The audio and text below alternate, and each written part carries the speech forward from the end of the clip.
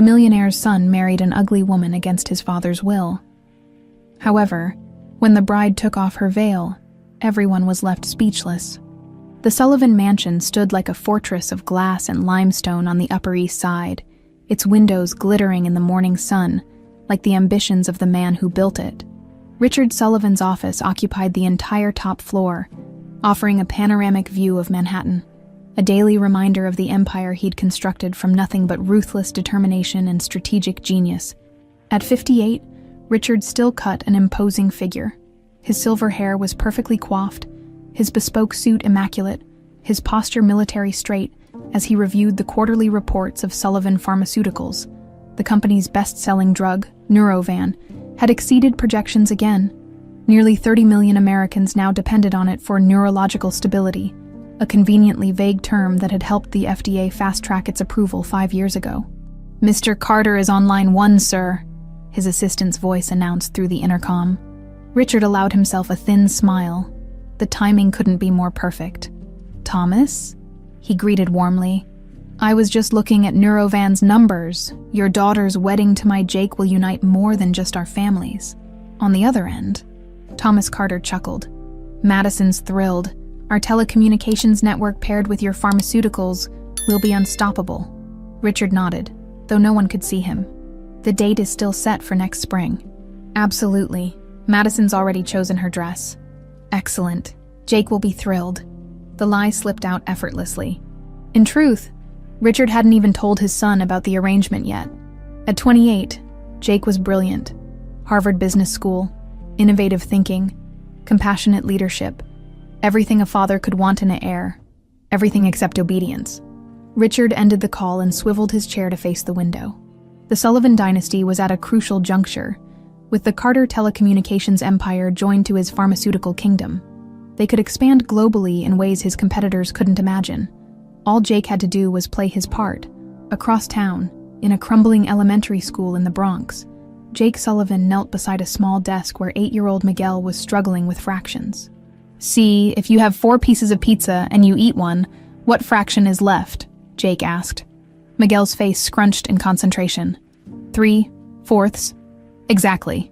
Jake high-fived the boy. Around them, 24 children worked with other volunteer tutors. All employees of Sullivan Pharmaceuticals who had no idea their young VP was among them. Jake had been running this education initiative for nearly a year, using a shell foundation to fund it. If his father knew he was wasting time on charity rather than acquisition strategy, there would be hell to pay. As the session ended, Jake gathered his things, nodding goodbye to the school's principal. That's when he first noticed her, a woman in her late 20s standing by the door, long chestnut hair partially obscuring her face. She wore a flowing scarf that draped elegantly around her neck and across the lower half of her face. "Mr. Sullivan." Her voice was soft but clear. "I'm Natalie Brooks. I teach literature here." Jake felt an unexpected flutter in his chest. Despite the scarf concealing much of her face, her eyes were captivating, intelligent, intense, and a striking shade of green that reminded him of summer leaves. "Please, call me Jake." He extended his hand, which she took with noticeable hesitation. "Your tutoring program is making a real difference," she said. "But I'm curious, why does the heir to Sullivan Pharmaceuticals hide his involvement?" Jake stiffened. "How did you—" "Your photo was in Forbes last month," she said, a hint of amusement in her voice. "Though you dress down well." Jake studied her, noticing now how she kept the scarf positioned to cover most of her face. Only her eyes remained fully visible. "My father has specific ideas about how a Sullivan should spend his time," he admitted. "This doesn't fit his vision." "And what is his vision for you?" "Perpetuating the Sullivan legacy, making billion-dollar deals, marrying strategically." Jake was surprised by his own candor with this stranger. Natalie tilted her head slightly. "And what's your vision for yourself?" The question caught him off guard. No one had asked him that in years.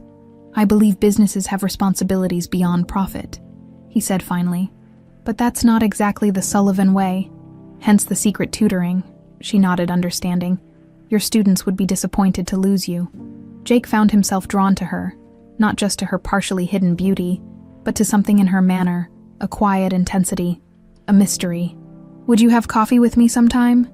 The words left his mouth before he could reconsider. She seemed startled, one hand unconsciously adjusting her scarf. I don't generally socialize much. Just coffee, he pressed gently. I'd like to hear more about your work here. After a pause that felt eternal, she nodded. Friday after classes, but not anywhere fancy. The Carter girl is perfect for you, Richard declared that evening, pouring himself a generous scotch in the mansion's wood-paneled study.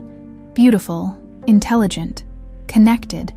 The merger of our families will be front-page news. Jake sat stiffly on the leather sofa, his untouched drink sweating onto the coaster. You arranged my marriage without consulting me. I arranged an opportunity, Richard corrected, his tone hardening. The Carter telecommunications empire alongside Sullivan Pharmaceuticals, we'd be untouchable. I'm not a corporate asset to be leveraged, Dad. Richard's eyes narrowed. Everything in this world is an asset, son. People, relationships, emotions. They're all commodities to be traded for advancement. I taught you that. You tried, Jake muttered. Richard set down his glass with controlled precision. The engagement announcement runs next month. You'll meet Madison for dinner next week. Jake rose, his jaw tight. And if I refuse? His father's laugh was cold. You won't. You're a Sullivan, and Sullivans understand power. In his penthouse apartment that night, Jake stood on his balcony overlooking Central Park, his father's words echoing in his mind. The Sullivan legacy had been drilled into him since childhood. Ruthlessness disguised as ambition, manipulation masquerading as strategy. Yet his thoughts kept drifting to the mysterious teacher with hidden features and penetrating eyes. Natalie Brooks represented everything outside his predetermined path. Humanity, simplicity, purpose. He didn't yet know that she was hiding far more than facial scars. He couldn't imagine that behind her concealing scarf lay not disfigurement, but a beautiful face that would have been instantly recognizable to anyone in his father's circle just 5 years ago. And he certainly couldn't know that 8 months from this night, she would be standing beside him at an altar, preparing to unleash a truth that would shatter the Sullivan empire and reveal that everything, his father, his legacy, even his own identity, was built on elaborately constructed lies. In her modest one-bedroom apartment in Queens, Natalie Brooks carefully removed the scarf that had concealed her face all day. She stood before the bathroom mirror, studying her reflection. Not the reflection of a disfigured woman, but one of striking beauty, high cheekbones, a delicate nose, and full lips that formed a perfect Cupid's bow. Her skin was flawless, with no trace of the burns or scars she claimed to hide. He asked me out, she whispered to her reflection, conflicted emotions battling within her. 5 years ago, that face in the mirror had a different name, Alexandra Pierce, heiress to Pierce Pharmaceuticals, once the second largest pharmaceutical company in the country before its mysterious collapse. Alexandra turned away from the mirror and moved to a small safe hidden in her closet. Inside lay the only physical remnants of her former life, newspaper clippings about the Pierce family plane crash, medical records documenting surgeries she never actually had, and a flash drive containing damning evidence against Richard Sullivan. She hadn't needed reconstructive surgery after the crash. She'd needed to disappear. The memories came flooding back as they always did. The private jet cutting through clouds, her parents discussing a report they planned to submit to the FDA the following day. Her father, David Pierce, had discovered that Neurovin, Sullivan Pharmaceuticals' flagship drug, was causing severe liver damage in a statistically significant portion of patients. The cover-up had been elaborate, but David had irrefutable evidence. Once this report goes public, Sullivan is finished, her father had said confidently, 17 minutes later. The plane's left engine exploded. Alexandra still remembered the terrifying freefall, her mother's screams, her father's desperate attempt to shield her with his own body. The impact had killed both her parents instantly. She alone had survived, thrown clear of the main wreckage and found by rescuers hours later. The official investigation ruled it mechanical failure. Only Alexandra suspected otherwise.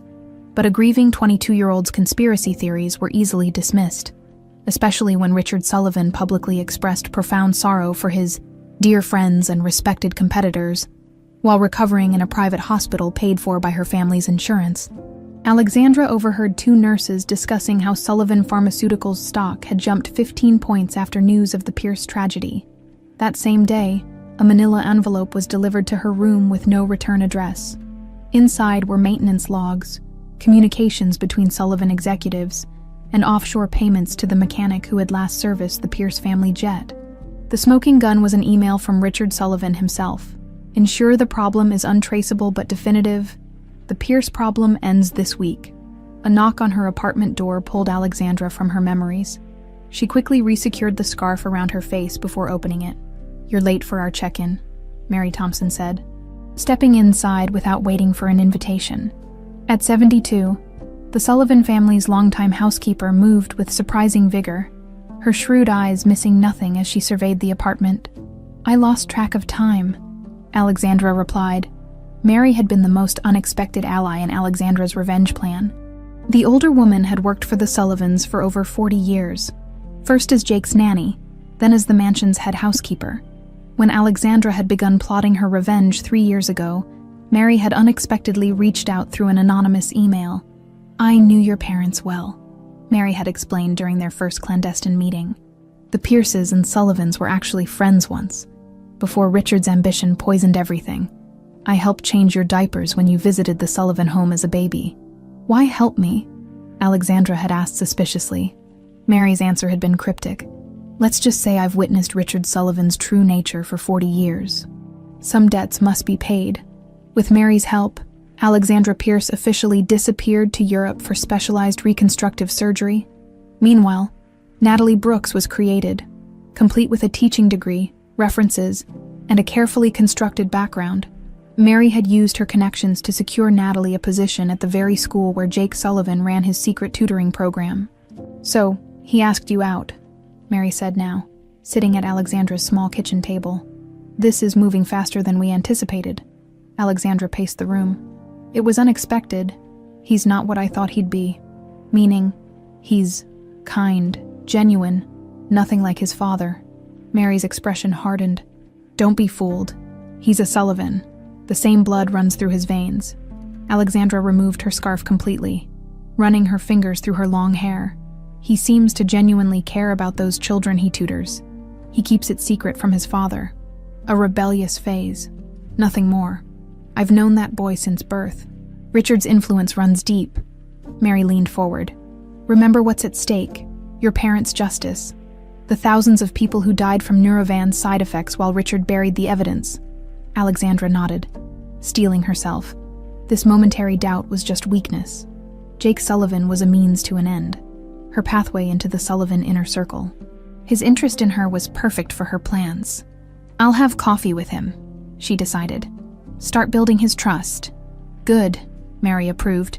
"But be careful. If Richard ever discovers who you really are." The threat didn't need completion. They both knew Richard Sullivan would stop at nothing to protect himself. After Mary left, Alexandra returned to her bathroom mirror, this time applying specialized makeup to create the illusion of scarring along her jawline and cheek. She had practiced this art for months, learning to create realistic-looking burn scars that would be visible at the edges of her scarf, enough to validate her story without being so grotesque as to repulse. The irony wasn't lost on her. She was creating fake scars to hide the fact that she had no real ones, wearing a mask to conceal not disfigurement, but perfect beauty. For Friday's coffee with Jake, she would allow just a glimpse, enough to cement his belief in her cover story, enough to trigger that instinctive pity she had seen flicker across his face when he noticed her scarf. She hated exploiting his compassion, but it was necessary. "For you, Dad," she whispered, touching the fake scar tissue along her jawline. "For Mom. For everyone Sullivan has hurt." In the distance, thunder rumbled, a spring storm approaching New York. Alexandra felt it mirrored the gathering storm of her own making. For 3 years, she had lived as Natalie, building her false identity, waiting for the perfect opportunity. Now, Jake Sullivan had handed it to her unwittingly. Their coffee date would be the first step in a carefully orchestrated plan that would culminate in the complete destruction of Richard Sullivan. She would gain Jake's trust, then his heart, then use that connection to access the inner sanctum of the Sullivan empire. What she didn't plan for, couldn't plan for, was how Jake's gentle smile would affect her, how his evident conflict with his father's values would complicate her straightforward narrative of the Sullivans as monsters, How the simple act of watching him help a struggling child with math would stir something inside her that had been dormant since the crash. Alexandra Pierce had died in that plane crash. In all the ways that mattered, Natalie Brooks was now real. A construct, yes, but one that had taken on its own life. As she put away her makeup and prepared for bed, she wondered momentarily which was the true mask, Natalie's scarred face or Alexandra's quest for vengeance. The coffee shop in the Bronx was everything the Sullivan corporate headquarters was not. Small, unpretentious, and filled with the aroma of freshly ground beans rather than ambition and anxiety. Jake arrived 15 minutes early, choosing a corner table away from the windows. He'd dressed down in jeans and a simple button-down shirt, his Patek Philippe watch traded for a nondescript Timex. He spotted Natalie the moment she walked in, despite the scarf artfully arranged to cover most of her face. She carried herself with an innate grace that caught the attention of several patrons. Today, the edges of what appeared to be scarring were visible along her jawline. "You came," she said, sliding into the seat across from him. "I'm a man of my word," Jake replied, pushing a ceramic mug toward her. "I ordered you a chai latte. The owner mentioned it's your usual." Something flickered across her visible features. Surprise, perhaps discomfort at being known. "Don't worry," he added quickly. "I didn't run a background check or anything stalkerish. Just asked Rosa what you like." Natalie relaxed slightly. "Most people avoid asking about me directly. They prefer whispering behind my back. About the..." Jake gestured vaguely toward her scarf. "Car accident 5 years ago." She touched the edge of her scarf reflexively. "People find it easier to gossip than to ask." Jake nodded, feeling a surge of admiration for her straightforwardness. "I admire how you don't let it define you, teaching, changing lives. That's who you are, not whatever's under the scarf." Natalie's eyes widened slightly before she looked down at her latte. "That's unusually perceptive. I've had some practice recognizing masks," Jake said wryly. "In my world, they're just designer suits and corporate jargon instead of scarves." For the next hour, they talked about everything except themselves. Literature, the education system, New York's forgotten neighborhoods. Jake felt an unfamiliar lightness. The weight of the Sullivan name temporarily lifted. Natalie was brilliantly articulate. Her knowledge of literature profound, her insights about human nature occasionally startling in their accuracy. "You never answered my question," she said eventually. "About your vision for yourself, not your father's vision for you." Jake stared into his coffee. "I believe business can be ethical and profitable simultaneously. Radical concept in my family. And what would that look like? An ethical Sullivan Pharmaceuticals. Transparent drug trials, accessible pricing, actually putting patients before shareholders." He laughed without humor. "My father would sooner set the company headquarters on fire. Yet you stay," Natalie observed. "I stay because leaving would solve nothing. The company would continue exactly as before, just without the one person trying to nudge it towards something better." Jake leaned forward. "What about you? Teaching wasn't your original plan, was it?" Natalie tensed almost imperceptibly. "What makes you say that?" "The way you talk about literature. It's like you're translating passion into pedagogy, not the other way around." For a moment, she seemed to retreat behind an invisible wall. Then, carefully, "I was studying comparative literature at Columbia after the accident." Priorities shifted. It wasn't quite a lie. Alexandra had indeed studied literature alongside her business courses, preparing for a dual role in her family's company. "I'm sorry," Jake said gently. "Don't be. Sometimes the lives we don't choose teach us more than the ones we do." As they left the coffee shop, Jake suggested walking through a nearby park. To his surprise, Natalie agreed. The spring afternoon was crisp but pleasant, cherry blossoms adding splashes of pink to the urban landscape. "You know, you never asked," Natalie said suddenly. "Asked what?" "To see, everyone eventually asks." Jake stopped walking. "Your scars are your business. Friendship isn't conditional on viewing them." Beneath her scarf, Alexandra felt something shift, a tiny crack in the foundation of her resolve. This man wasn't just different from his father. He seemed almost the antithesis of everything the Sullivan name represented. But she knew better than to trust appearances. Hadn't Richard Sullivan himself publicly mourned her parents while privately celebrating their deaths? Later that evening, Jake entered the gleaming Sullivan Pharmaceuticals headquarters. changing from his casual clothes into the suit he kept in his office. He had a dinner meeting with the board, another opportunity for his father to parade him as the future of the company. His phone buzzed with a text from Natalie. "Thank you for today? It was unexpectedly nice." He smiled, typing back. "Same time next Friday?" Her response came quickly. "I'd like that. Something amusing, son." Richard Sullivan's voice cut through Jake's moment of private happiness. Jake pocketed his phone. "Just confirming a meeting, Dad." Richard's eyes narrowed slightly, but he didn't press. "The Carter girl is looking forward to dinner next week. Her father says she's already planning the engagement party." "I never agreed to this arrangement," Jake said quietly. "The Sullivan-Carter merger is worth billions. Your personal preferences are irrelevant." Jake felt a familiar suffocation, the weight of the Sullivan legacy pressing down. "What if I refuse?" Richard's smile didn't reach his eyes. "Then I'll be forced to reconsider your position both in this company and in my will. There are plenty of hungry cousins who'd gladly take your place." The threat hung in the air, colder than any outright anger would have been. "Now," Richard continued smoothly, "shall we join the board? I believe they're eager to hear about our expansion plans." In her apartment, Alexandra stared at her phone, reading Jake's text again. Each interaction with him complicated her plan.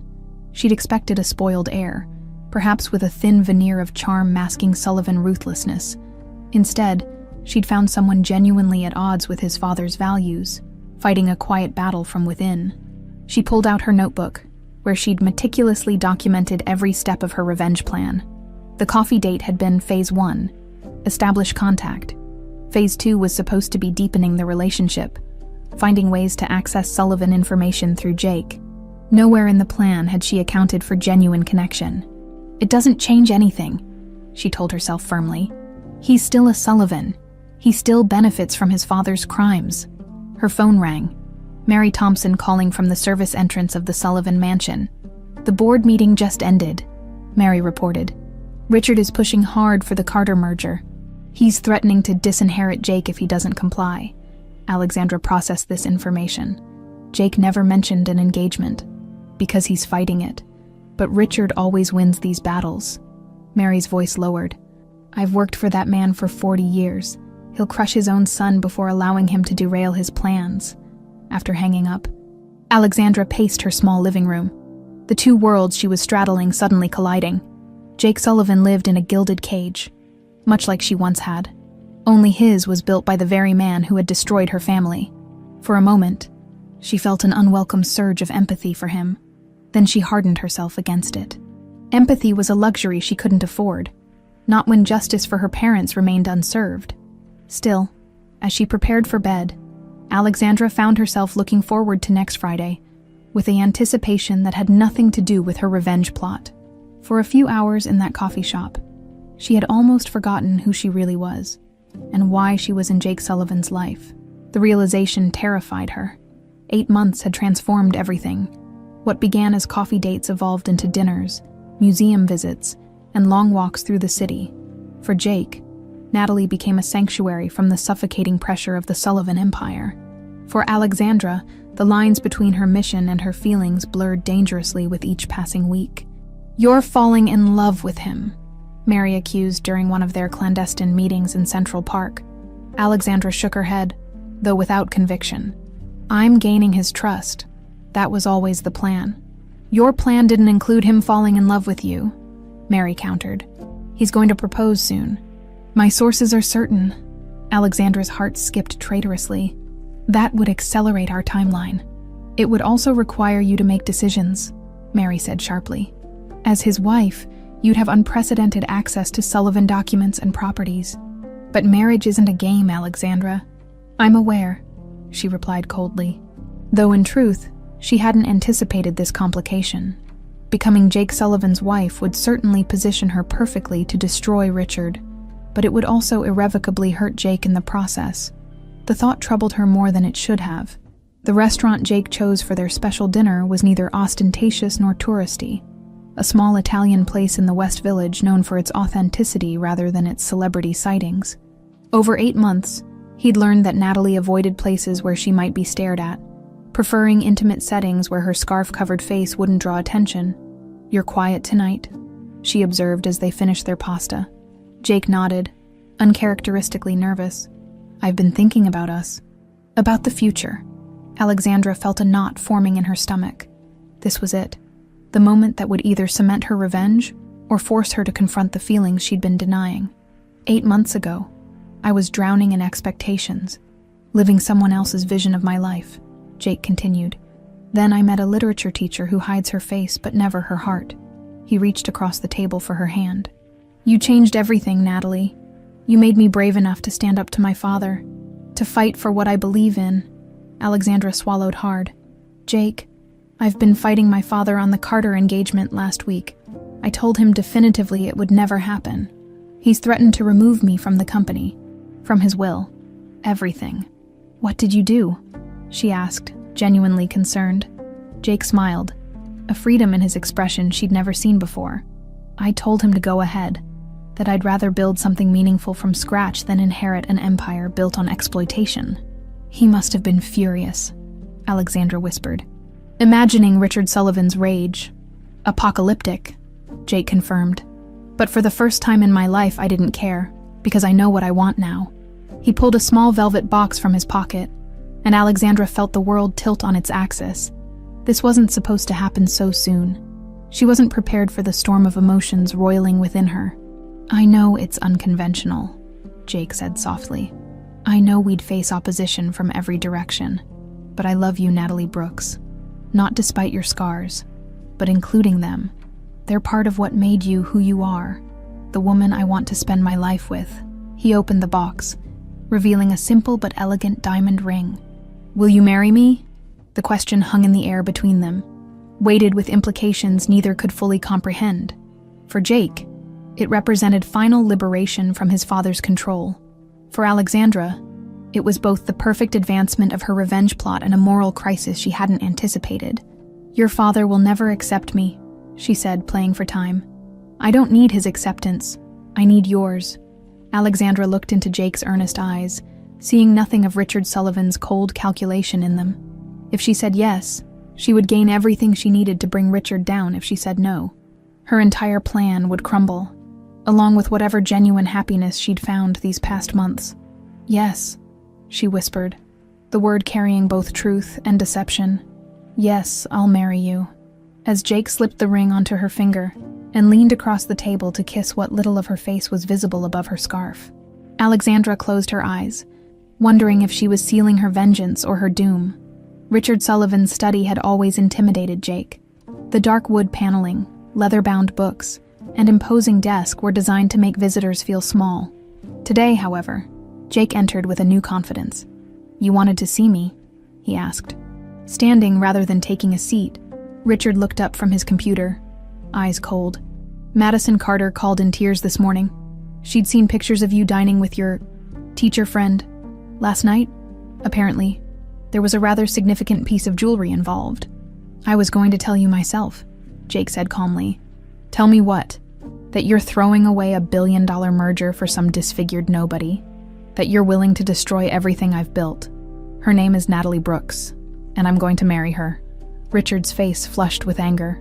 "Have you completely lost your mind? Do you know what this will do to our stock prices? To our standing in the community?" "I know exactly what it will do," Jake replied. "It will show that a Sullivan can choose love over power, compassion over profit. Sentimentality," Richard spat. "You've always been soft, just like your mother. I should have corrected that weakness years ago.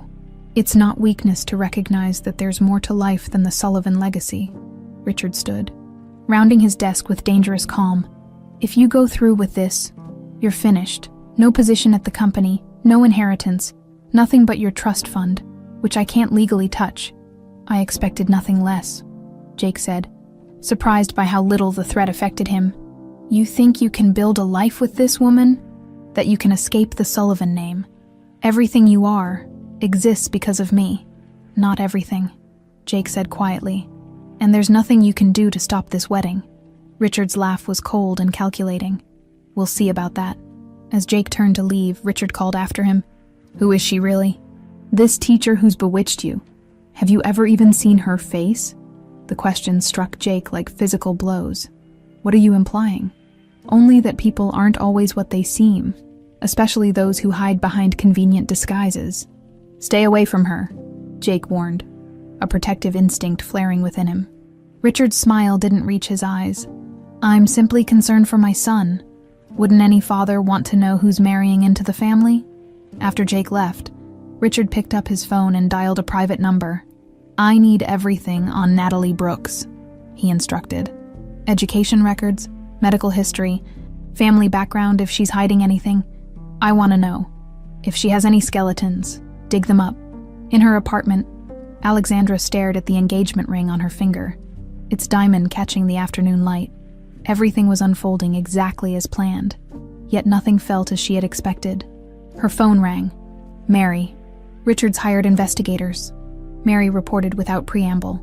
"He's digging into Natalie Brooks' past." Alexandra had anticipated this. "The records will hold up to scrutiny. You made sure of that." "Surface investigation, yes. But Richard's not hiring amateurs. They'll keep digging until they find inconsistencies." Alexandra twisted the ring nervously. "How much time do we have?" "A few weeks, maybe less." Mary paused. "Are you sure you want to go through with this? Once you marry him, there's no going back." The question echoed Alexandra's own doubts. 8 months ago, Jake Sullivan had been nothing more than a means to an end. Now, he was becoming something far more complicated. "The wedding proceeds as planned," she said firmly, squashing her doubts. "Richard Sullivan will finally pay for what he did to my parents." But as she ended the call, Alexandra wondered which was the greater deception, the false identity she'd created, or her pretense that her feelings for Jake weren't genuine. The announcement of Jake Sullivan's engagement to Natalie Brooks exploded through New York society like a thunderclap. The New York Times announcement, deliberately sparse on details about the bride, spawned a hurricane of speculation. "They're saying she's a disfigured schoolteacher," Madison Carter hissed to her father over brunch at the plaza. "A nobody from Queens with some tragic backstory. It's humiliating." Thomas Carter patted his daughter's hand. "Richard assures me he's handling it. This infatuation will pass." Across town, in a sleek office tower, Richard Sullivan sat across from Frank Donovan, a former FBI agent who'd built a lucrative career in private investigation. "What have you found?" Richard demanded. Donovan slid a thin folder across the desk. On paper, Natalie Brooks is exactly what she appears. Born in Ohio, bachelor's degree from Ohio State, master's from NYU, car accident 5 years ago resulting in facial injuries, moved to New York for specialized treatment. Started teaching 3 years ago.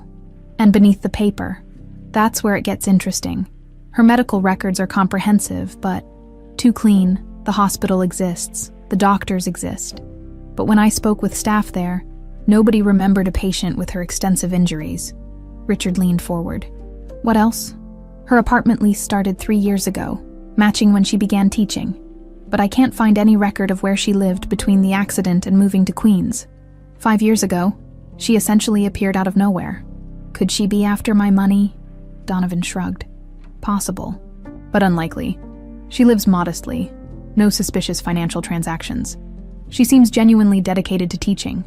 Richard drummed his fingers on the folder. "Keep digging. Everyone has secrets. Find hers." "June wedding at the St. Thomas Church," Jake announced, scrolling through his phone calendar as he and Natalie sat in her apartment. "Small reception at the Botanical Garden after. Nothing ostentatious." Alexandra nodded, relieved he wasn't pushing for some gaudy Sullivan spectacle. "Your father won't approve." "My father hasn't approved of anything I've done since I learned to walk," Jake replied with a wry smile. "But he'll show up. Appearances matter more than anything to him." Alexandra's stomach tightened. Richard Sullivan would indeed attend, and within minutes of her revealing her true identity at that wedding, his carefully constructed world would collapse. "Do you ever think about your parents?" she asked suddenly. "What they would think of us?" Jake's expression softened. "My mother died when I was 7. I barely remember her. Just a gentle voice and the smell of jasmine. As for my father, he's made his feelings abundantly clear. What was she like, your mother? Kind, always reading to me. My father says I inherited her soft heart like it's a defect." He squeezed Natalie's hand. "What about yours?" Alexandra swallowed hard. This wasn't fabricated backstory. This was her actual pain. They died in an accident too. They were brilliant, ethical, everything I aspired to be. They'd be proud of you, Jake said gently, building a new life after your accident, dedicating yourself to teaching. If only he knew how far from the truth that was. She wasn't building anything. She was methodically planning destruction. 2 weeks before the wedding, Mary Thompson slipped into Alexandra's apartment, her face drawn with worry. "Richard's investigators are getting too close," she whispered, though they were alone. "They've been questioning staff at the hospital where Natalie Brooks was supposedly treated." Alexandra paced her small living room. "The records are solid. You said so yourself. Records can be verified. People can be questioned. It's only a matter of time before someone realizes Natalie Brooks didn't exist until 3 years ago. Then we accelerate the plan," Alexandra decided. "I have everything I need to expose Richard at the wedding. The sabotage evidence, witness statements from former Sullivan employees about the Neurovan cover-up, even the maintenance worker who tampered with my parents' plane. I found him living in Arizona under a new name." Mary shook her head. "It's too risky. Richard suspects something. He's increased security around all Sullivan properties. He's having background checks run on every wedding guest." "Let him," Alexandra said defiantly. "By the time he discovers anything concrete, I'll be standing at that altar, ready to tear his world apart." Mary studied her with concern. "And what about Jake? Are you prepared to destroy him too?" The question hit Alexandra like a physical blow. "Jake isn't his father. He'll understand eventually." "You're lying to yourself," Mary said softly. "Do you really believe he'll forgive you for using him? For making a mockery of his love?" Alexandra turned away, unable to face the truth in Mary's words. "This isn't about Jake. It's about justice for my parents and everyone else the Sullivans have harmed. Justice and vengeance aren't the same thing." "Child, they are when the legal system has failed," Alexandra retorted. "Richard Sullivan literally got away with murder. He's destroyed countless lives with his greed." Mary sighed heavily.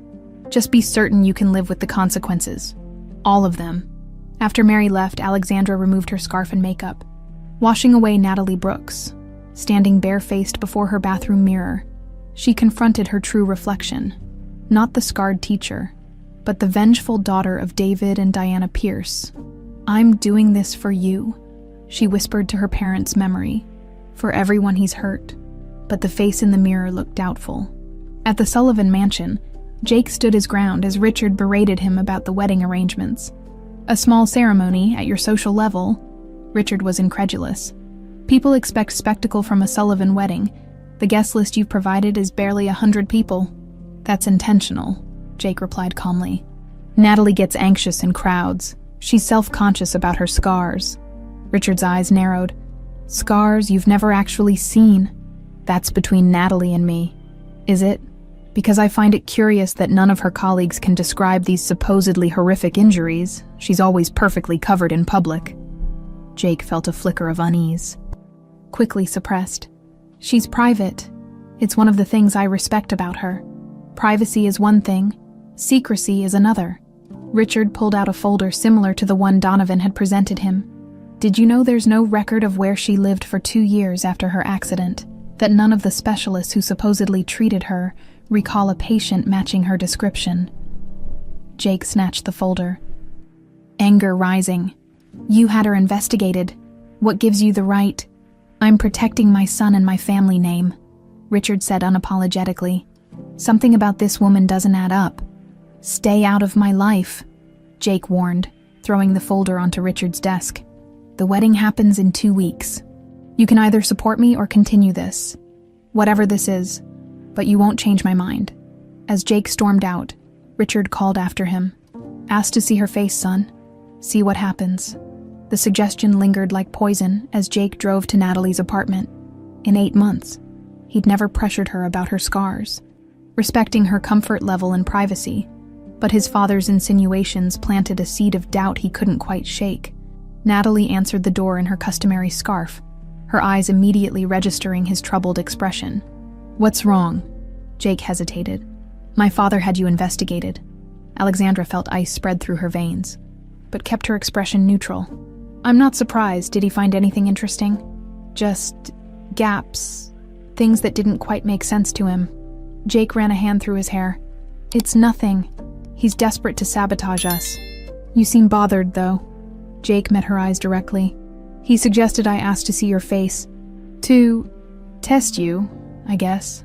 The moment hung between them, charged with unspoken tension. This was the precipice. If Jake pushed, if he demanded to see beneath her scarf now, Alexandra's entire plan would unravel. Do you want to? She asked softly. Jake took her hands in his. I want you to trust me enough to show me when you're ready. Not before, not because my father's planted doubts.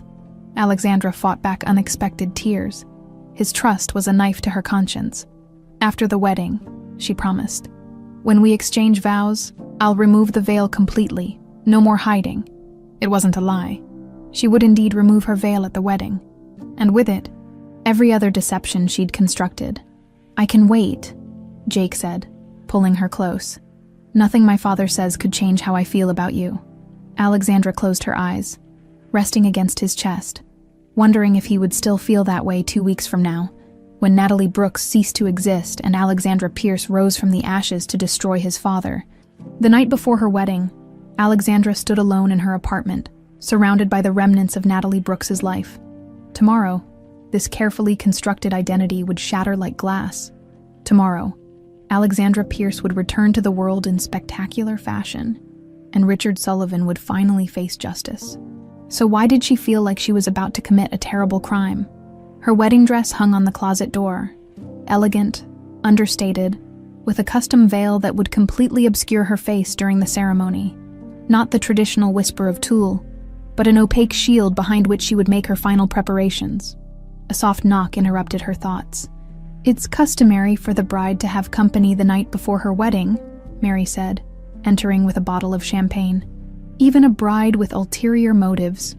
Alexandra managed a weak smile. Is everything ready for tomorrow? Mary nodded, pouring 2 glasses. The documentation is in place. The witnesses are prepared to come forward. The evidence against Richard has been duplicated and secured with 3 separate attorneys. She handed Alexandra a glass. No matter what happens tomorrow, Richard Sullivan will face criminal charges for what he did to your parents. And Jake, Alexandra whispered. What will happen to him? Mary's expression softened with concern. That depends largely on you, doesn't it? On what you say to him after the truth comes out. Alexandra turned away, unable to face the question hovering between them. Did she love Jake Sullivan enough to salvage something from the wreckage she was about to create? I've spent 3 years planning this revenge, she said instead. I can't falter now. Mary sipped her champagne thoughtfully. There's something you should know before tomorrow. Something I've never told you about the Sullivans. Alexandra tensed. What is it? Not tonight? Mary decided, setting down her glass. You need rest before tomorrow. We can discuss it after the ceremony, when everything is done. Mary, it's nothing that changes what Richard did, Mary assured her. Just context that might be important afterward.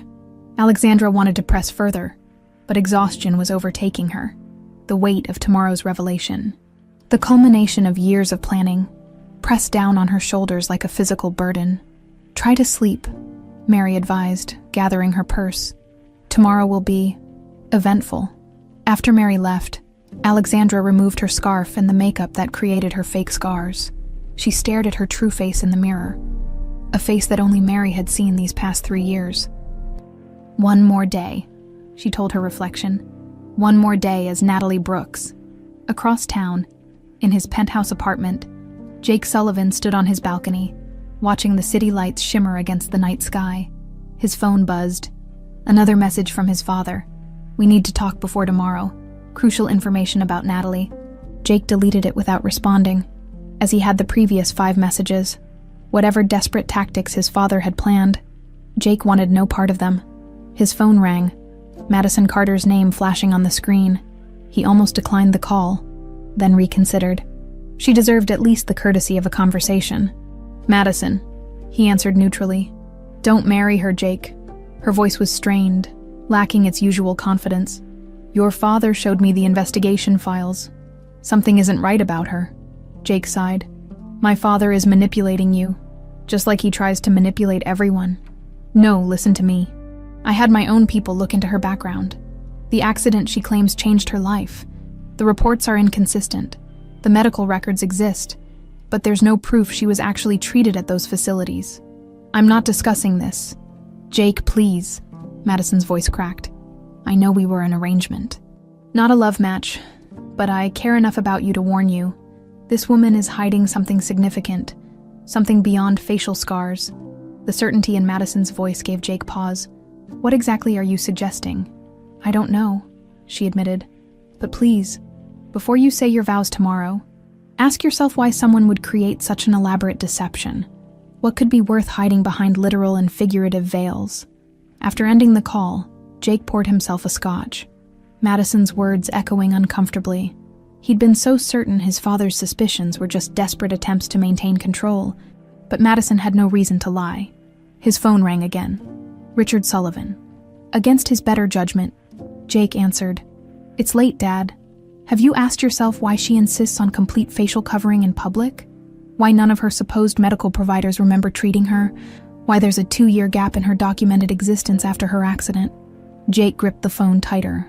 "I trust her." "Then you're a fool," Richard said bluntly. "My investigators finally found something concrete.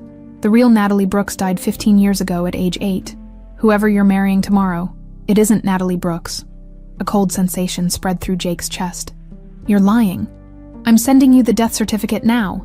Ohio Public Records, check for yourself." Jake's phone pinged with an incoming file. His hand trembled slightly as he opened it. A scanned death certificate for Natalie Elizabeth Brooks, aged 8, from Columbus, Ohio, heart failure. "This doesn't prove anything," Jake insisted, though doubt had taken root. "It could be someone with the same name. The birth date matches exactly with your fiancé's claimed birth date," Richard countered. "It's identity theft, plain and simple. Why would she—" "That's what you need to find out, son, before you legally bind yourself to someone who doesn't even exist." After his father hung up, Jake stared at the death certificate on his phone screen, possibilities cycling through his mind. Could Natalie have stolen an identity to escape an abusive situation? To hide from someone dangerous? Or was there something more sinister at work? He dialed Natalie's number, unsure what he would even say. The call went straight to voicemail. "It's me," he said after the beep. I just wanted to hear your voice before tomorrow. I love you." He ended the call, the words feeling both true and suddenly precarious. In her apartment, Alexandra listened to Jake's message, her phone set to do not disturb mode for all callers except him. The naked vulnerability in his voice nearly broke her resolve. She almost called him back, almost confessed everything, almost abandoned 3 years of planning and the justice her parents deserved. Almost. Instead, she sent a text. "Can't wait to be your wife tomorrow. Everything will finally be clear." It wasn't a lie. Tomorrow, everything would indeed become devastatingly clear. Alexandra turned back to her preparations. On her kitchen table lay the final components of her revenge: a USB drive containing evidence of Sullivan Pharmaceuticals' criminal negligence with Neurovan, testimony from the mechanic who had sabotaged her parents' plane, and financial records showing money transfers from Sullivan's offshore accounts. Beside these lay an envelope containing the last thing Richard Sullivan would expect: her mother's locket, recovered from the crash site, containing photos of Alexandra as a child alongside her parents. It would be the final, irrefutable proof of her identity. As midnight approached, Alexandra carefully applied her fake scar makeup one last time, then covered it with her scarf. Natalie Brooks' final appearance. She tried to focus on tomorrow's vindication, the moment when Richard Sullivan would realize who she really was, when justice would finally be served for her parents and all of Richard's other victims. Instead, her mind fixated on Jake's face. How would he look at her when he realized everything between them had been built on deception? Would he see past her lies to the genuine feelings that had developed despite her intentions? Alexandra curled up on her bed, still fully dressed, too anxious to change or even attempt sleep. Tomorrow would bring the culmination of years of planning and pain. Tomorrow, Alexandra Pierce would rise from the ashes of her parents' murder to bring down their killer, but as she finally drifted into restless sleep, it wasn't thoughts of vengeance that filled her mind, but the memory of Jake's smile, his kindness, his unfailing belief in her, even a her that didn't truly exist.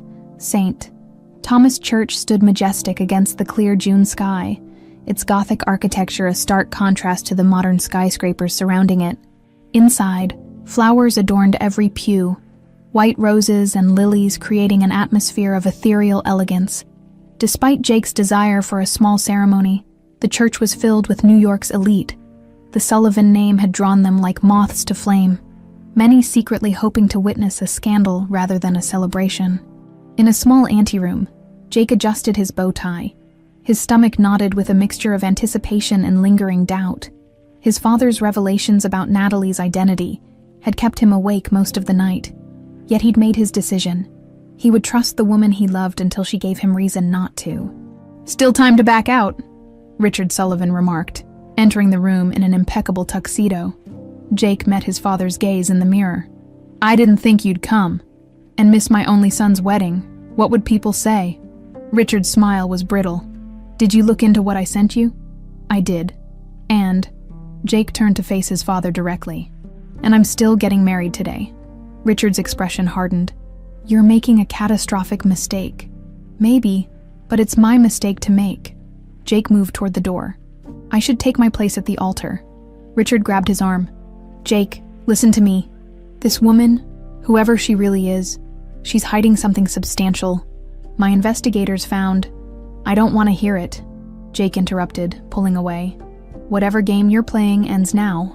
As Jake left the room, Richard pulled out his phone, sending a terse text to Frank Donovan, who was positioned discreetly among the wedding guests. "Be ready to move when I signal." In the bridal suite, Alexandra sat perfectly still as the makeup artist applied the final touches to her exposed skin. The elaborate veil, opaque enough to completely conceal her face, lay ready on a nearby table. "I've never done a bride who wanted to be so covered," the makeup artist commented. "Usually it's all about highlighting features, not hiding them." Alexandra smiled tightly. "I have my reasons." "Well, it's certainly unique," the woman continued, applying a bit more concealer to Alexandra's fake scars. "Though I could do wonders with those scars if you'd let me try a different approach. There are techniques that..." "This is perfect, thank you," Alexandra interrupted, eager to be alone with her thoughts. After the makeup artist left, Mary entered, carrying the bridal bouquet. Her expression was grave. "Richard's investigators discovered the real Natalie Brooks died as a child," she said without preamble. "He knows you're using a false identity." Alexandra's heart raced. "Does he know who I really am?" "Not yet, but he has people at the ceremony. He's planning something." "It doesn't matter," Alexandra said firmly. "In less than an hour, I'll reveal everything myself." Mary touched her arm gently. "Are you absolutely certain about this path? Once you cross this bridge, there's no return." For a moment, Alexandra hesitated. The weight of her impending actions pressed down on her. Years of planning, of living as someone else, had culminated in this moment. Yet now that it had arrived, she felt none of the vindication she'd anticipated. "I have to do this," she said, more to convince herself than Mary. "For my parents, for justice." Mary handed her the veil. "Then it's time." The heavy material settled over Alexandra's face, transforming her into a ghost bride, faceless, mysterious, separated from the world by a barrier of her own creation. The wedding march began, its familiar notes filling the cathedral. Heads turned as the bride appeared at the entrance, a spectral figure in white, her face completely obscured by the unusual veil. Whispers rippled through the congregation. "Can't even show her face on her wedding day!" "I heard the scars are horrific." Poor Jake, settling for damaged goods. Alexandra heard none of it.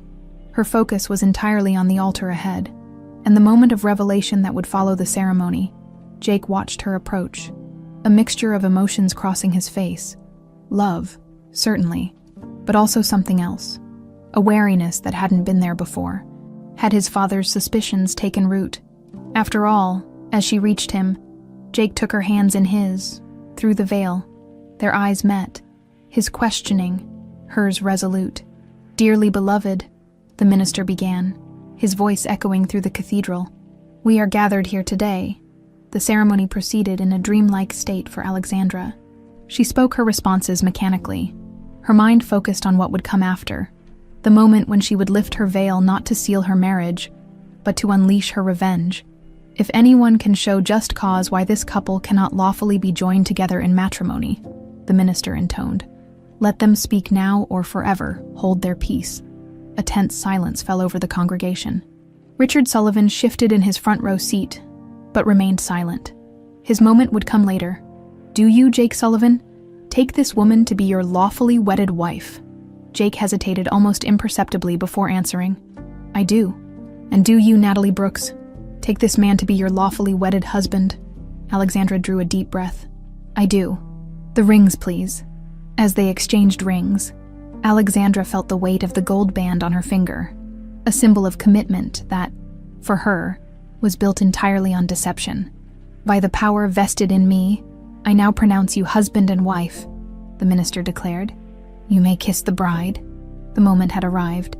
Jake reached for her veil, his movements slow, almost hesitant. Wait, Alexandra said, her voice stronger than she expected. Before you lift this veil, there's something everyone here needs to know. A confused murmur spread through the congregation. Jake froze, his expression a mixture of concern and dawning realization that something was very wrong. Natalie, what? My name isn't Natalie Brooks. Her voice carried throughout the suddenly silent church. That identity was a creation, a means to an end. With steady hands, she lifted the veil herself, revealing not the scarred face everyone expected, but one of striking, unmarred beauty. Gasps echoed through the cathedral. My name is Alexandra Pierce, she announced, her gaze fixed on Richard Sullivan, whose face had drained of all color, daughter of David and Diana Pierce, who died in a plane crash 5 years ago, a crash that was no accident. The silence in the church was absolute, broken only by Richard Sullivan's chair scraping back as he stood. This is outrageous, he began, but Alexandra cut him off.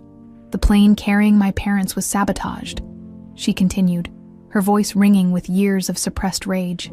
Sabotaged on the orders of Richard Sullivan to prevent them from revealing that his company's best-selling drug, Neurovan, was causing fatal liver damage, a fact they had discovered and were about to report to the FDA. Jake stared at her, his expression transforming from confusion to horror. Alexandra Pierce, he whispered. The family that your father destroyed, she finished for him. I survived the crash.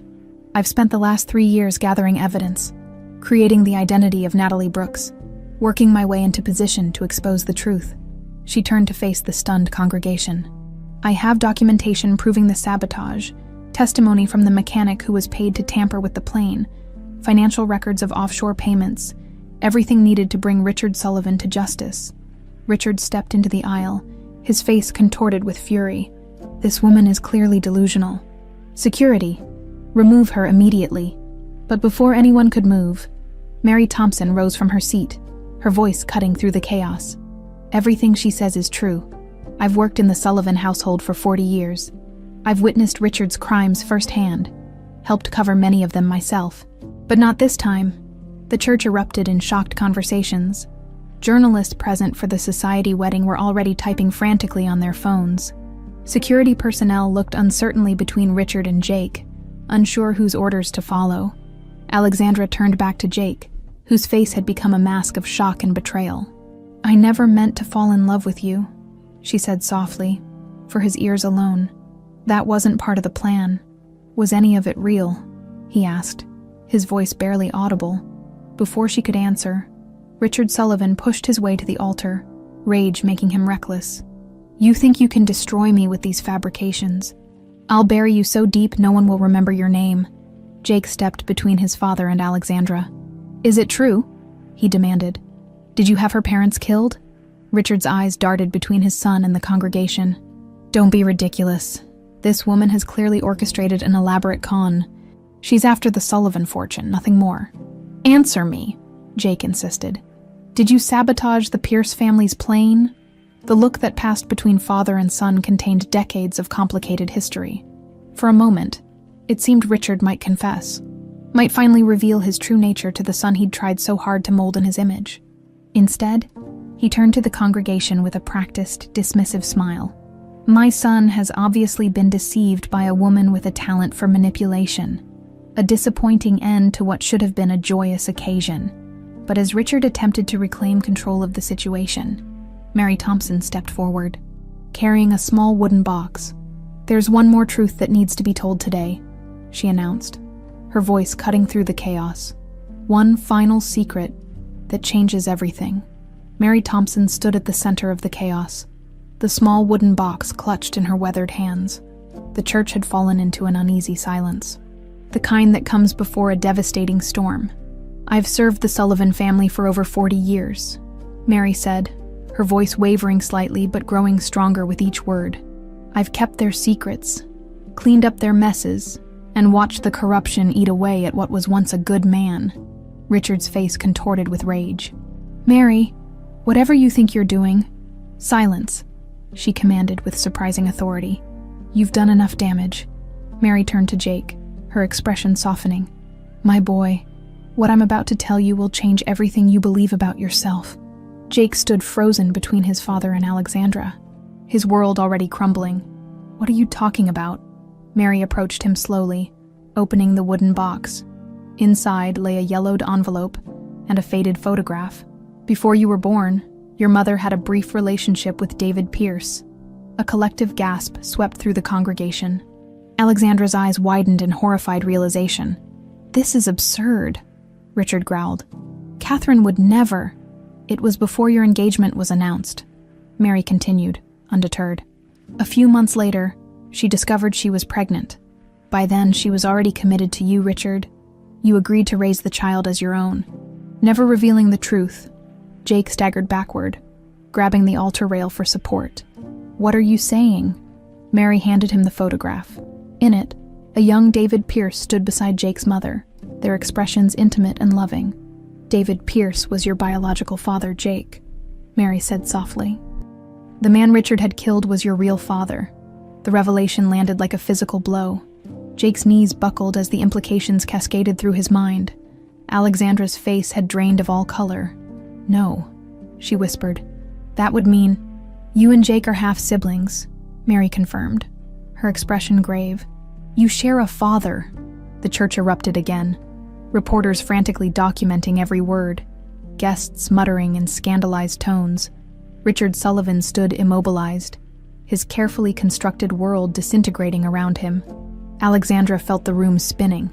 The man she'd fallen in love with, the man she'd just married, was her half-brother. The revenge she'd meticulously planned had led her not to justice, but to an unspeakable taboo. "You're lying," Jake accused Mary, his voice breaking. "This is another manipulation. The letter in this box contains a confession from your mother," Mary replied, "written before she died, entrusted to me to give you when the time was right." "And you decided our wedding day was the right time?" Alexandra demanded, anger temporarily overriding her shock. Mary met her gaze steadily. "I decided the truth needed to be revealed before you destroyed each other." Jake unfolded the letter with trembling hands, his eyes scanning the faded handwriting. His expression shifted from disbelief to devastation as he read his mother's words, confirming everything Mary had claimed. "No," he whispered, letting the letter fall to the ground. "This can't be true." Richard Sullivan, seeing his son's distress, finally found his voice. "Jake, whatever this letter says, you are my son. I raised you. I shaped you. Pierce was nothing. You murdered my father," Jake said, his voice deadly quiet. "You killed a man knowing he was my biological father." "I didn't know for certain," Richard began, "but the lie was transparent." "Of course you knew," Mary interjected. "Why else would you keep the photo Catherine left? Why else would you obsessively track David's career, his family? Why else would you insist Jake never interact with the Pierces, even at industry events?" Alexandra watched the exchange in numb horror, her elaborate revenge plan now a grotesque mockery. She had fallen in love with her own half-brother, had married him. The revelation was too monstrous to process. "You wanted the Pierce bloodline under your control," Mary continued, addressing Richard. "You couldn't bear that your son carried another man's DNA, especially your rival's. So you claimed him, shaped him, tried to erase every trace of David in him." Richard's face had gone from white to purple with rage. "You treacherous old woman, after everything I've done for you. You've done nothing but corrupt everything you touch," Mary shot back. "You killed David and Diana to protect your profits, never caring that you were robbing your own son of his biological father." Jake backed away from both Richard and Alexandra, his expression haunted. This whole time, everything was a lie. His gaze landed on Alexandra. What we felt for each other. We didn't know, she whispered, though the words offered little comfort. I had no idea. A commotion at the church entrance drew everyone's attention. Police officers were making their way down the aisle. Led by a stern-faced detective, Richard Sullivan, the detective announced, "We have a warrant for your arrest on charges of conspiracy to commit murder, corporate fraud, and obstruction of justice." Richard's face contorted with disbelief. "This is preposterous. I'm Richard Sullivan. Your name doesn't grant you immunity," the detective replied coolly. "We've received substantial evidence implicating you in the deaths of David and Diana Pierce, as well as in covering up critical safety data related to Neurovan." As the officers approached, Richard suddenly clutched at his chest, his face contorting in pain. "Can't breathe," he gasped, collapsing to his knees on the church's marble floor. "Dad?" Jake rushed to his side, instinct overriding everything else. "Call an ambulance!" someone shouted as Richard fell backward, his breathing ragged. Alexandra stood frozen, watching as her carefully orchestrated revenge was superseded by what appeared to be a massive heart attack. Medical professionals among the guests rushed forward, beginning CPR as Richard's lips turned blue. In the midst of the chaos, Richard grabbed Jake's hand with surprising strength. "I did it. For you," he wheezed. "Everything. For you. Not my blood, but still, my son."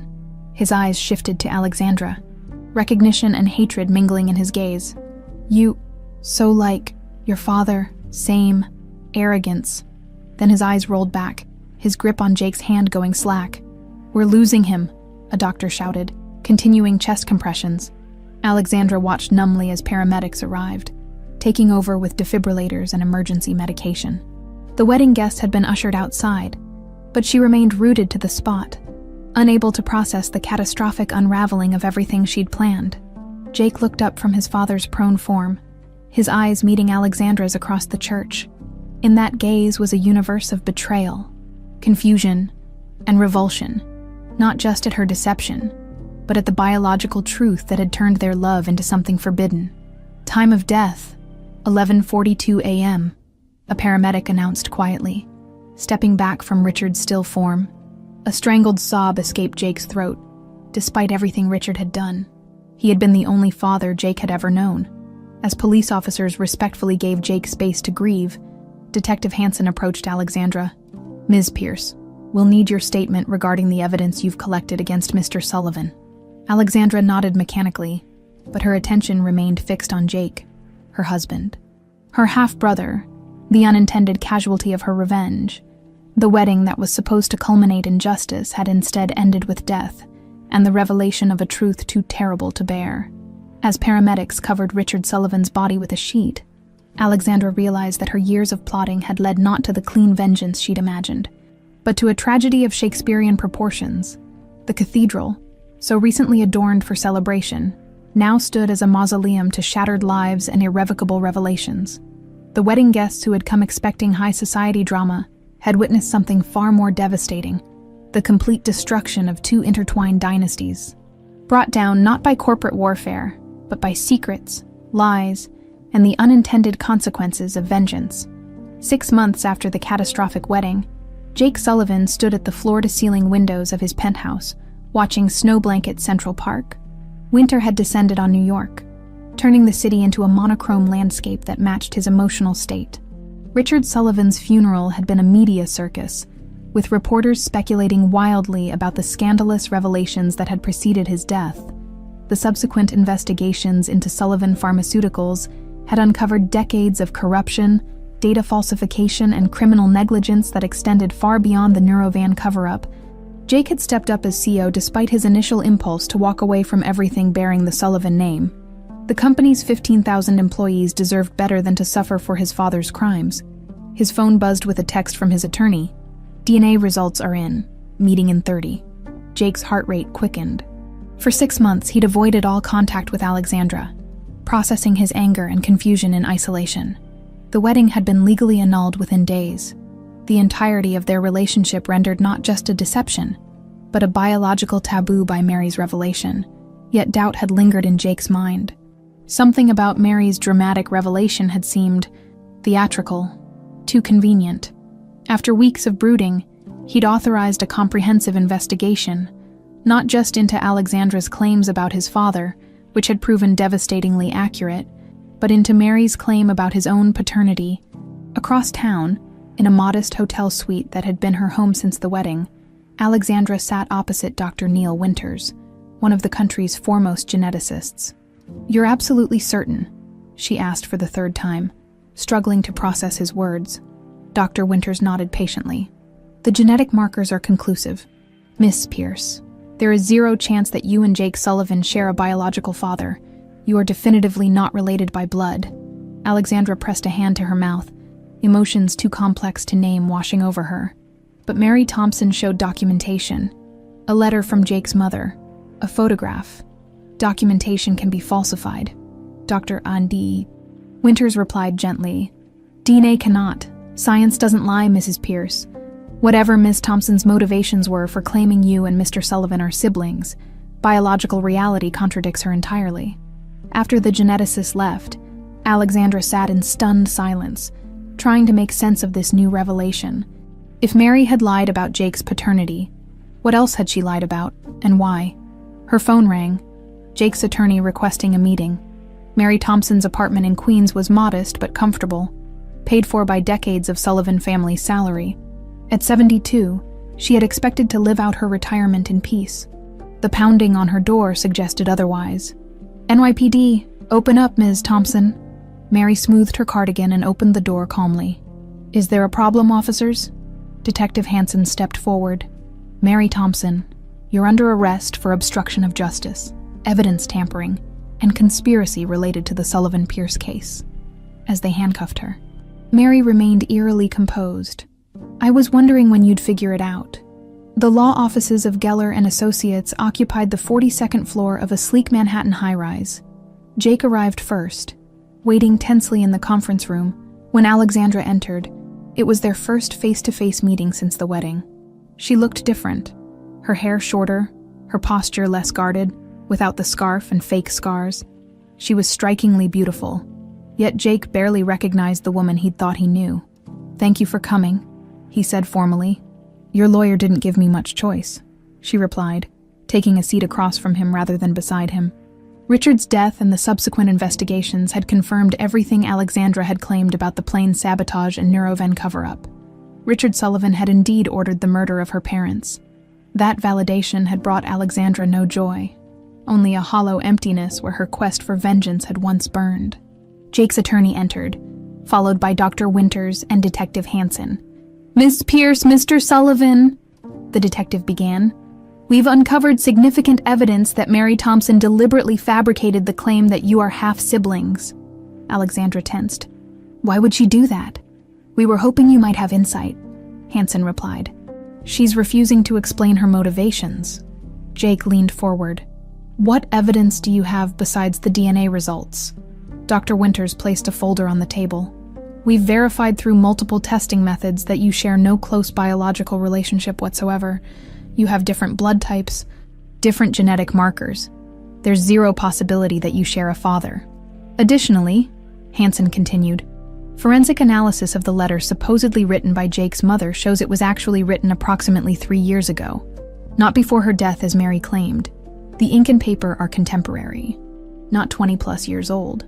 And the photograph," Alexandra asked. "Digitally manipulated. Well done, but detectable under analysis. David Pierce and Catherine Sullivan were inserted into the same frame, but they were never actually photographed together." Jake rubbed his temples, processing this information. "So Mary created an elaborate lie to make us believe we were siblings. The question is why?" "We have a theory," Hansen said carefully. "Mary Thompson had a romantic relationship with Richard Sullivan spanning at least 30 years. This revelation stunned both Jake and Alexandra. "That's impossible," Jake said. "My father was devoted to my mother's memory. He never remarried after she died. He didn't remarry, but he maintained a relationship with Mary. We found extensive correspondence. gifts, even a property purchased jointly in the Catskills. Hansen slid several photographs across the table. Richard and Mary together at the mountain property, looking unmistakably intimate. Mary was in love with your father, Hansen continued. Based on our interviews with household staff, she believed that after your mother died, Richard would eventually marry her. When that didn't happen, she remained devoted anyway, serving as his confidant and, occasionally, accomplice. She helped him cover up the Neurovan side effects, Alexandra realized. She knew about my parents. Hansen nodded. She was protecting Richard, even after his death. By creating the sibling narrative, she accomplished two things. She prevented your marriage, which she likely saw as a betrayal of Richard's memory, and she diverted attention from Richard's most heinous crime, the murder of the Pierces, to a more sensational story of accidental incest. She was willing to psychologically torture us to protect his reputation, Jake asked incredulously. People in long-term, unrequited relationships can develop extreme loyalty, Hansen explained. In her mind, she was honoring his memory by preventing his son from marrying the daughter of his greatest enemy. Alexandra stood abruptly, pacing the conference room. All this time, these past 6 months, believing that Jake and she couldn't finish the sentence. Jake remained seated, his expression unreadable. Does Mary understand that her deception has been uncovered? Yes. She's been remarkably calm about it. Her only comment was, and I quote, "I did what Richard would have wanted." After Hansen and Dr. Winters left, Jake and Alexandra remained in the conference room, a heavy silence between them. "So we're not siblings," Alexandra finally said. "No. And everything else. My parents' murder, the Neurovan cover-up, was true." "Yes." Jake met her gaze directly. "Your revenge was justified. My father was a monster." Alexandra felt no satisfaction at this acknowledgement, only exhaustion. "Where does this leave us?" "I don't know," Jake admitted. "You infiltrated my life under false pretenses. You planned to use me to destroy my father." "Yes, but somewhere along the way your feelings became real." Alexandra hesitated, then nodded. "Yes, but it doesn't erase what I did." Jake stood, moving to the window. "I've spent 6 months rebuilding Sullivan Pharmaceuticals from the ground up. Transparent testing protocols, patient advocacy committees, price reductions on critical medications. I'm trying to create something good from my father's corruption. I know, I've followed the news." He turned to face her. "And you? What have you been doing? Giving statements to prosecutors, rebuilding Pierce Pharmaceuticals with what assets remained in trust, trying to make sense of everything." The silence that fell between them was heavy with unspoken words, possibilities, and lingering hurt. "We're not siblings," Jake said finally, "but I don't know if we can ever move past everything else." Alexandra nodded, a lump forming in her throat. "I understand." As she gathered her coat to leave, Jake asked one final question. "Was any of it real? Us?" Alexandra paused at the door. "It became the most real thing in my life," she answered quietly. "And that's why the deception hurts us both." She left without looking back, snow beginning to fall more heavily outside. The truth had finally emerged from beneath layers of lies, but whether it could heal what had been broken remained uncertain. 1 year after the wedding that never was, the Pierce Sullivan Foundation for Reconstructive Surgery opened its doors in a renovated brownstone in Manhattan. The building stood as a physical manifestation of an unlikely partnership, a collaboration between two pharmaceutical empires once locked in deadly competition. Alexandra Pierce surveyed the reception area with quiet satisfaction. Photos of smiling patients lined the walls, each face bearing the marks of surgical reconstruction. Some showed children born with cleft palates, others adults rebuilding their lives after accidents. All represented second chances. "Miss Pierce, the board members are assembling in the conference room," her assistant informed her. Alexandra nodded, smoothing her tailored blazer. At 29, she had finally reclaimed not just her name but her purpose. The foundation represented the best parts of her parents' legacy, their commitment to healing rather than profit. The quarterly board meeting proceeded efficiently, with updates on patients served, surgical innovations, and funding allocations. As Alexandra concluded her presentation, she didn't miss the empty chair at the far end of the table, the seat reserved for Jake Sullivan. who had co-founded the foundation, but delegated his voting rights to a representative. In the year since learning they weren't siblings, Alexandra and Jake had maintained a strictly professional relationship, communicating primarily through intermediaries. Their joint foundation served as both penance and purpose, Jake's way of making amends for his father's crimes, Alexandra's way of honoring her parents' memory. After the meeting, Alexandra retreated to her office, where a framed photograph of her parents stood on her desk, the only personal item in an otherwise minimalist space. She touched the frame gently, a ritual that had become almost unconscious. "They would be proud," a voice said from the doorway. Alexandra looked up, startled to see Jake standing there. In the year since they'd last spoken directly, he'd changed, his face leaner, his eyes carrying a weight that hadn't been there before. "I didn't know you were coming today," she said, regaining her composure. "I wanted to see the foundation in operation," he replied, remaining at the threshold. "May I come in?" Alexandra gestured to a chair, hyper-aware of his presence as he entered her space. The last time they'd been alone together had been in that lawyer's office, processing the truth about Mary's deception. "The foundation is exceeding expectations," she said, falling back on professional formality. "We've helped 63 patients in our first quarter alone." Jake nodded, his gaze taking in the office before settling on her. "That's not why I'm here." Alexandra tensed. "Then why?" "I'm leaving for Europe next week, expanding Sullivan Pharmaceuticals' ethical research division in Switzerland." "Congratulations," she said automatically. Ignoring the unexpected pang his announcement caused, Jake leaned forward slightly. "Before I go, I needed to give you something." From his briefcase, he withdrew a flat, square package wrapped in simple brown paper. Alexandra accepted it cautiously, unwrapping it to reveal a glass shadow box. Inside, carefully preserved, was a wedding veil. Her wedding veil. "I don't understand," she said, staring at the artifact from that catastrophic day. "You told me once it belonged to your mother," Jake explained quietly, "that it was the only thing that survived the crash with you. I thought you should have it back." Alexandra ran her fingers over the glass, memories flooding back. "Where did you get this?" "I left it at the church that day." Mary had taken it. It was among her possessions when the police searched her apartment. Jake hesitated. "I've been holding on to it for months, trying to decide what to do with it." The veil lay between them, a physical embodiment of everything that had gone wrong, and perhaps of what might have been genuine between them. "Why now?" Alexandra asked. Jake met her gaze directly. "Because I've spent a year trying to hate you for what you did. For the lies, the manipulation, the revenge plot that used me as a pawn."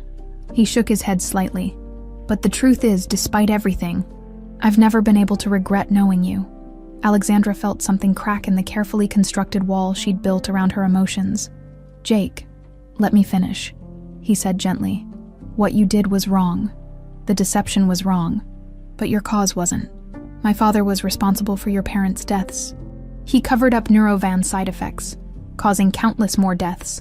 Your anger was justified." "That doesn't excuse how I went about it," Alexandra replied.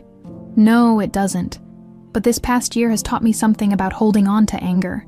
Jake gestured to the foundation around them. "Look what we've built from the wreckage of our family's warfare. Something healing, something good."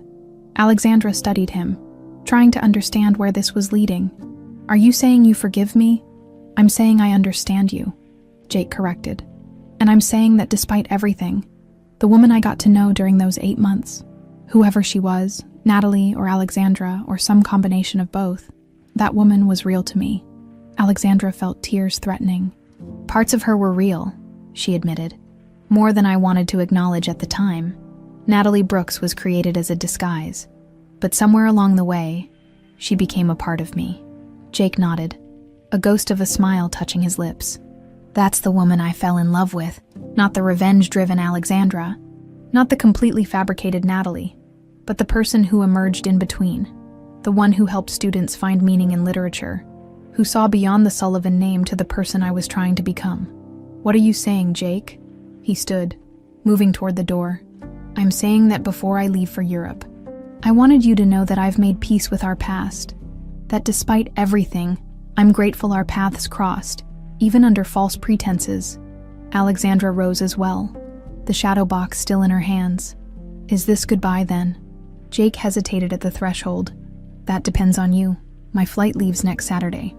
If you want to talk, really talk, about who we are now and what might be possible, I'll be at the Bethesda fountain in Central Park at noon that day, and if I don't come, then I'll know your answer, and I'll wish you well with the foundation in your life.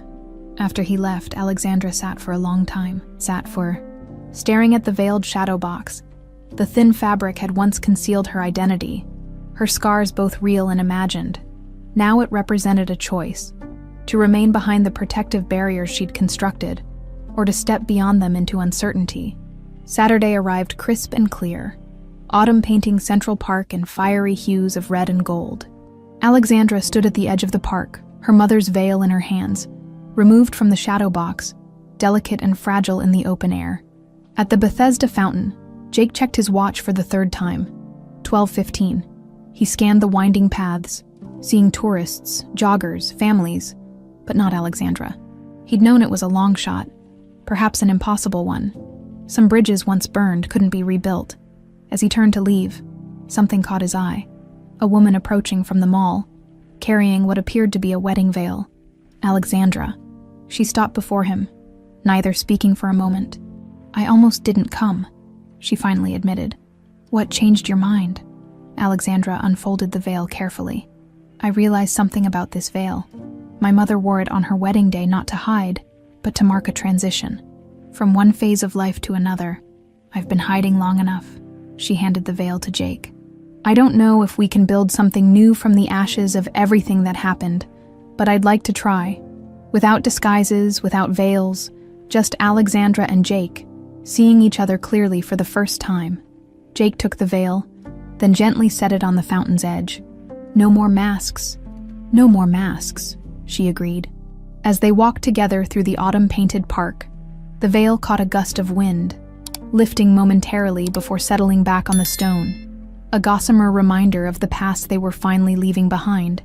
In the foundation office, the framed veil would eventually take its place on the wall, not as a symbol of deception or revenge, but as a reminder that even from the deepest tragedies, something meaningful could emerge when the veils between people finally fell away.